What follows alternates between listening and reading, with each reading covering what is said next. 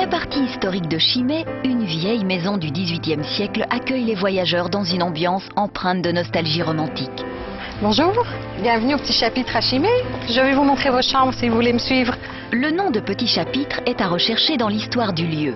C'était la maison d'un chanoine. Mais rassurez-vous, ici l'austérité n'est pas de mise. Tout dans la décoration inspire la joie de vivre, avec même un certain raffinement.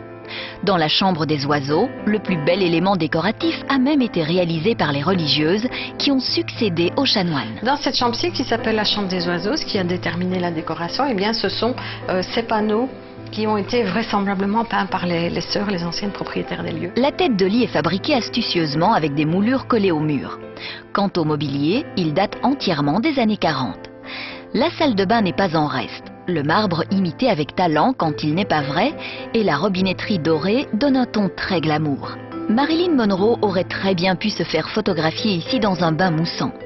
Du cinéma glamour, on passe à l'opéra. Dans cette chambre-ci, le style est encore plus théâtral. La tête de lit ici est faite par nous-mêmes parce que nous ne trouvions pas ce qu'on espérait. Et donc on a découpé un panneau de bois suivant le dessin que j'ai fait. Et puis après on a capitonné avec un rembourrage et en finition un velours rouge. Et puis un petit ballon pour faire le tout et ça a été suspendu. Non moins spectaculaire, la chambre bleue étonne par son arcade à l'entrée de la salle de bain. Tout cet assemblage de vitraux vient d'une ancienne maison de Chimay qui a été démolie et nous avions racheté tous les anciens matériaux et c'était un jardin d'hiver en fait. Le beige et les crus dominent largement dans la chambre coton, d'où le nom. Ici, l'astuce la plus intéressante est à voir sur les murs. La décoration des murs en fait est faite grâce à un rouleau comme celui-ci. Donc vous avez le petit récipient du dessous qui accueille la couleur et vous avez un rouleau à l'intérieur avec un mousse qui touche le rouleau de caoutchouc. Et alors vous passez le rouleau comme ça sur le mur, par bandes successives. Et vous arrivez à remplir le mur en entier.